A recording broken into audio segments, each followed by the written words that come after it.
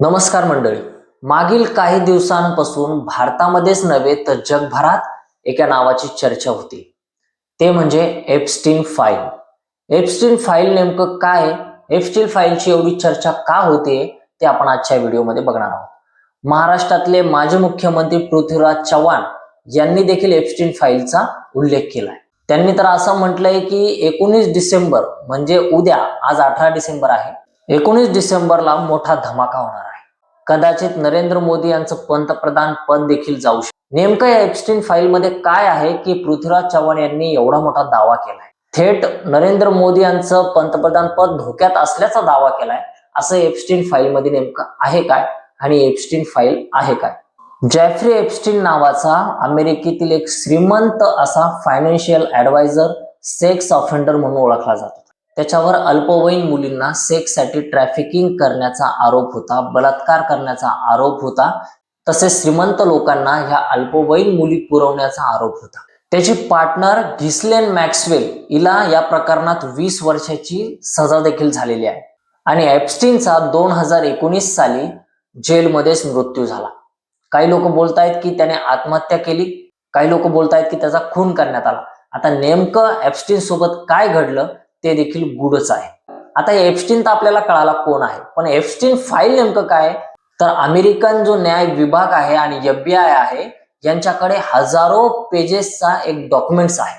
त्या डॉक्युमेंट्स मध्ये court cases, emails, videos, photos आणि इतर पुरावे आहेत. तसेच यात एप्स्टीनशी संबंधित असलेल्या मोठमोठ्या श्रीमंत लोकांची देखील नावे आहेत असं बोललं जाते, ज्यामध्ये Donald Trump, bill Clinton, prince Andrew अशा इत्यादी लोकांची, मोठमोठ्या श्रीमंत लोकांची नावे या एप्स्टीन फाईल मध्ये आहेत असं बोललं जाते. 2024 साली काही डॉक्युमेंट्स अनसील झाले होते या फाईल मधले, परंतु त्यात नवीन असं काही निघलं नाही. त्याच्या अगोदरच ही फाईल्स रिव्हील झाली होती, त्यातला बहुतांश डाटा हा अगोदरच रिव्हील झालेला आहे. त्यामुळे 2024 मध्ये जी फाईल अनसील झाली त्यामध्ये एवढं काही भेटलं नाही. एप्स्टीन फाईल बद्दल अशी अफवा आहे, कदाचित ते खरं असू शकतं, खोटं असू शकतं, काही सांगता येत नाही, की जेफ्री एप्स्टन ज्या श्रीमंत लोकांना अल्पवयीन मुलींचा पुरवठा करत होता त्या लोकांची, त्या क्लायंटची यादी एप्स्टीन फाईल मध्ये आहे आणि त्यामुळेच याची सगळीकडे चर्चा होती की यामध्ये डोनाल्ड ट्रम्पचं नाव आहे, प्रिन्स अँड्रूचं नाव आहे, बिल क्लिंटनचं नाव आहे, तसेच अनेक श्रीमंत आणि मोठमोठ्या लोकांची यामध्ये नावं आहेत. आणि भारतामध्ये याची चर्चा होण्यामागचं कारण असं आहे की भारतामधील अनेक सेलिब्रिटीज आणि मोठमोठ्या नेत्यांची यात नावं असल्याची चर्चा होती. त्यामुळे भारतात देखील याची जोरदार सध्या चर्चा सुरू आहे की एप्स्टीन फाईल नेमकी आहे तरी काय. आणि सध्या जी एप्स्टीन फाईलची चर्चा सुरू झाली त्यामागचं कारण असं आहे की नोव्हेंबर 2025 मध्ये अमेरिकन काँग्रेसने एप्स्टीन फाईल्स ट्रान्सपरन्सी ऍक्ट आणला आणि त्यावर डोनाल्ड ट्रम्पची साईन देखील झाली. आणि त्यानुसार 19 डिसेंबरच्या अगोदर किंवा 19 डिसेंबर पर्यंत ही फाईल पूर्णपणे पब्लिक डोमेन मध्ये आली पाहिजे, सगळ्या लोकांना नेमकं कळालं पाहिजे. आणि त्याचमुळे एप्स्टीन फाईलची चर्चा जोर धरत आहे. लोकांना वाटतं की याच्यातून क्लायंट लिस्ट बाहेर येईल की एप्स्टीन कोणाकोणाला अल्पवयीन मुलींचा पुरवठा करत होता, त्यांचे जे क्लायंट बेस होतं त्याबद्दल सगळी माहिती समोर येईल, डाटा समोर येईल, व्हिडिओ समोर येतील, ईमेल्स समोर येतील. अशा अनेक गोष्टी आहेत ज्यामुळे मोठमोठ्या लोकांचा भांडाफोड होईल.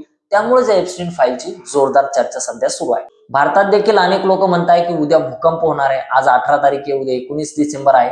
त्यामुळे एप्स्टीन फाईलचा जसा उलगडा होईल तसा उद्या मोठा भूकंप होणार आहे. भारतातले अनेक मोठमोठे सेलिब्रिटीज, श्रीमंत व्यक्ती, नेते मंडळी यांचा पर्दाफाश होणार आहे असं बोललं जाते. जेफ्री एप्स्टीनची 2019 मध्ये तुरुंगात आत्महत्या झाली, परंतु काहींचं म्हणणं असं आहे की एप्स्टीनचा खून झाला होता.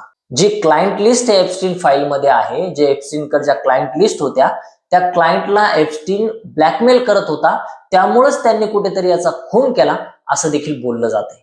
परंतु नेमकं काय झालंय ते गूढच आहे. आता उद्या 19 डिसेंबर आहे, एप्स्टीन फाईलचा उद्या उलगडा होणार आहे. भारतातील काही लोकांची नावे यातून समोर येतात का? सरकारवर याचा काही परिणाम होतोय का? की जसे नेते मंडळी बोललेत की सरकार पडू शकतं, नरेंद्र मोदींचं पंतप्रधान पद जाऊ शकतं, अशा अनेक गोष्टी बोलल्या गेल्या. पृथ्वीराज चव्हाणकडनं प्रेस कॉन्फरन्स घेण्यात आली, त्यामध्ये ते बोलले. त्यामुळे आता नेमकं काय घडतंय ते आपल्याला उद्याच कळेल. एप्स्टीन फाईलचा भारतावर काय परिणाम होतो ते आपल्याला उद्याच कळेल. मित्रांनो, तुम्हाला हा व्हिडिओ कसा वाटला, एप्स्टीन फाईल बद्दलची माहिती तुम्हाला कशी वाटली ती कमेंटमध्ये जरूर कळवा. व्हिडिओ जर आवडला असेल तर लाईक करा, चॅनलला सबस्क्राईब करायला विसरू नका. हा व्हिडिओ मित्रांमध्ये शेअर करा. भेटूयात ना व्हिडिओमध्ये. धन्यवाद. जय हिंद.